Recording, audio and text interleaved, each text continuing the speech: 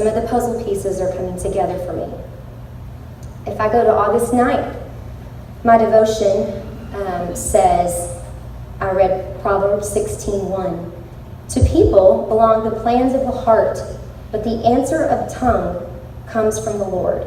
And I read that verse, I liked it so much, I grabbed my markers and I was gonna draw it out. So I clicked on the music app, and what song comes on? It's Lauren Daigle's song, Here's My Heart, Lord, Speak What Is True. And I'm thinking, another set of puzzle pieces for me, thank you. That same morning, I was reflecting, and I'm on my stepping path. I'm wearing his robe of his righteousness, and I imagine him laying down the cloak before each of my steps, because he loves me that much. And every time I reach a stop on my path that he desires, he gives me a milestone patch to wear on my robe. And I don't have to start over. I don't have to go backwards. He just keeps moving me along my path. And I follow with faith. And I do not see where I'm going. Once I reach that destination, he gives me another milestone patch. So my patches were like lessons, epiphanies, hardships, triumphs, encouragement, support, unconditional love. So again, this is the same day. I end my prayer time, and I click on the music app, and it was Chris Tomlin's I Will Follow. Where you go, I'll go. Where you stay, I'll stay. When you move, I'll move. I will follow. And it was just more pieces of my puzzle. Okay, let's see. So this is August 11. And so these are actually words that I wrote down that I'm just repeating to you guys. So August 11th, here are my notes, because I had to go back to this because it was was this a thought last year? What? So August 11th, it says, I keep having this recurring vision of ministry. That may be in vain or for recognition, I don't know. I love talking about you. Your words comfort and inspire me. I haven't even read the whole Bible. I've led such a selfish and hypocritical life, yet there it is, still way back in my mind. And I'm going to leave it there, and I'm going to wait for you to give me the faith to feel your calling, and then trust your path and your will for me. So, go to the next one. So those are the other ones where it was the puzzle pieces were going together, because my thought, my music, everything just kept matching up. And all this is leading up to this one day of where it talks about ministry. And me going into ministry is hilarious. You know, we're talking about Monica O'Donnell. I've never thought about it in my life. If you go to the next one, if you know me, you've seen me do something stupid. Okay? That's who I am. And my friends would, they would just laugh if they knew that this was a thought, but I can't help it. This is who he called to ministry. So maybe he's going to change me some. Maybe I'm going to just still be stupid. I don't know. But that's it. So I go now to August. You can leave it there though. August 12th. It was during my waiting time for Jesus. I close my eyes, I wait for Jesus, and I see an ice cream truck. And not anymore. I don't think they exist, right? I don't think my kids even know what an ice cream truck is. But when you hear that jingle and it entices you, your ears perk up, what do? Do you jump off the couch, whether you have money or not, because you're going to chase after it? Or do you look around, look in the cushions, look for change, and then miss them? Or do you just stay and you're like, maybe another day? I then, during my waiting time, I imagined that I was on a school bus and Jesus was my driver. And I really should have taken a picture of that because I'm really not a good artist and it's really funny. Anyway, won't go there. So I told God I could stay on the bus. I can call people out the window. I can hop off the bus. I could pick up more people. And Jesus, I know you'll come to pick us back up. There's going to be so many of us that we're going to need a caravan or a double-decker. These are thoughts that are going through my mind. in the morning. August 14th, 2017. Okay. My notes in my devotional for my waiting time. God, you took me to nations all over the earth, on the streets of Syria, along the paths of people hurting, busy Palestine.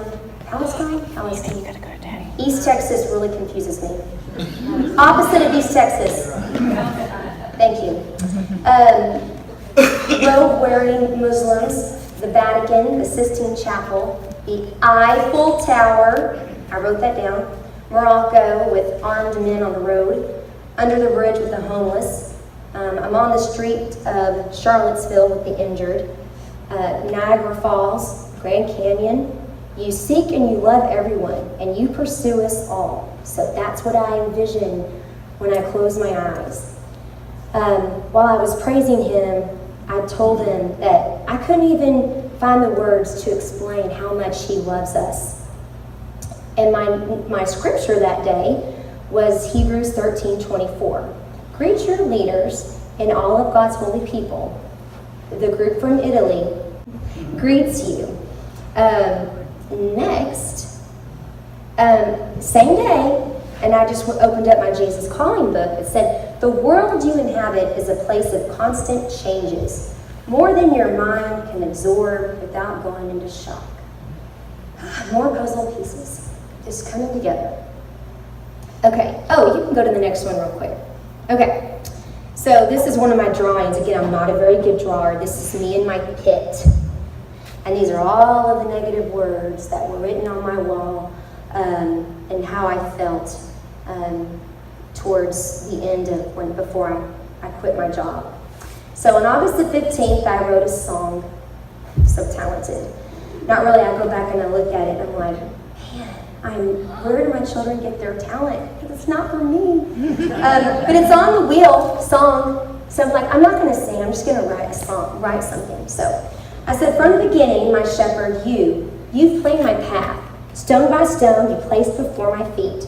Your staff could not keep me from life's distractions that always rise into a fog.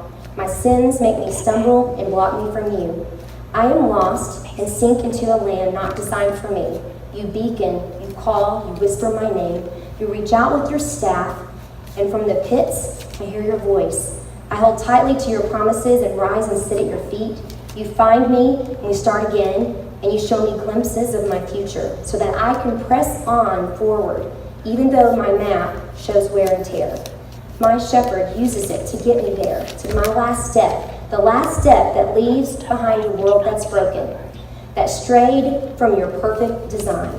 My feet can now walk into a garden planted just for me. There's fragrances of nature, evergreen, blossoms at their peak, and beyond the garden, my shepherd woos me into the growing light. My feet do not pause, but to my right and left are smiling faces of my past, pointing to Jesus who's waiting for me.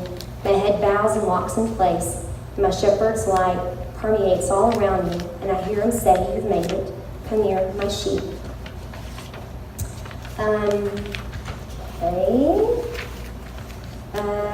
Let's see. This one.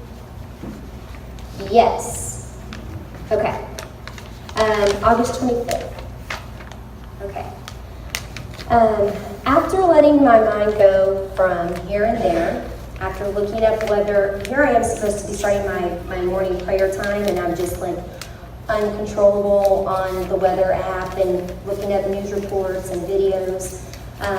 So I do all that. I browse YouTube for worship music, and I add some to my library, and then I was like, okay, I've kind of used a lot of time here, so I'm just going to skip on to my fourth step, which is praying scripture. And I go to Bethel Music. Again, I'm distracted. Probably haven't had my medicine yet. It's like squirrel. So I usually just listen to soaking music without words. And that's actually a station, if you ever want to look for one on Amazon. And I decided to go to Bethel Library instead. And it's You Know Me. And I press play, and simultaneously, my eyes read, I have always been, and I will always be, At the same time, as I'm hearing the start of the song, you have been and you will be. Same day, I opened up my Jesus Calling book, and it said, I'm intimately involved in all your moments, and I am training you to be aware of me at all times. I mean, that's why I had to write stuff down, because I knew he was training me, and he was putting pieces of puzzles together. Okay? So this is probably the big event that really, that in the, leading towards the shingles. So Hurricane Harvey made landfall on August 25th. September the 1st, third of the families in Houston were flooded. The 2nd, I completed the ERT training in San Antonio. Some of the people I see here. And on September the 7th, Brian asked me if I was depressed. If what? If I was depressed. Next morning, I open up to read my scripture, and it is Psalm 42:5. Why, I ask myself, are you so depressed? Why are you so upset inside? Hope in God, because I will give him thanks, my saving presence and my God. September the 20th, 2017, it says, a person's steps are from the Lord. How then can people understand their path? So I kind of got to the point where I'm not going to understand it. I'm just going to go with it. I'm going to follow it. Try not to move here. I don't know what's happening. I only have one devotion in October, because this is when it starting to get really bad. If you ever saw me in October, I probably had like dirty hair and dirty clothes. I always tell my kids, if you're homeschooled, you got to be careful not to go out in public and look like a ragamuffin, because popping on, and they know a lot of people, and their friends can see you. But really, it was me. I was the big October ragamuffin. Okay, November the 29th. There you go. My reflection. You are enough. Am I? Am I doing my part? This is me writing this down. These are my words. Am I doing my part? Am I doing the things to strengthen our bond, to make me feel, to hear, to see you? Am I doing it enough so that I can see your next step? Can I keep focused? Can I be obedient? Can I lose the distractions? Can I pay attention? Can I? There is no backstep. There is only reflection, unconditional love, obedience, lessons learned. And there may be a pause from God to hug me, wipe my tears, pull me up, move me along, and remind me of my journey. But we must say it, claim it, believe it, do it. If you say, whatever happens, happens, means I'm not naming and claiming his path for me, and that my faith, that there is a plan, and I do need to do my part. So I must say it and claim it and accept it and do it. And if you say, I'm not worried, God's got this, it doesn't mean that he's going to ring my doorbell, he's going to have a servant's uniform, he's going to hand me an invitation for my next option, my next step. Rather, my plan, which is his plan, comes with an action required. We have work to do. We must pray for the steps to take, to watch for your directives, to listen for your voice of affirmation, and for obedience to do our part. Pressing snooze, flagging, do tomorrow, looking for our own fixes and plans drowns out your voice. Our vision becomes fuzzy. Our road is labeled wrong way, do not enter, because we didn't ask you to help us to be, we didn't ask you to be our student driver. With you really in charge, right beside us, leading us, reminding us of your ways, guiding us in the right direction. So how about instead of turn around, don't drown, caution, sharp turn ahead, slow down, we gladly follow the road, our journey with God, by our side, and have the faith that we will see the signs. You have the right way, pass with care, children at play, and then hopefully our last sign will say, rest stop to eternal peace.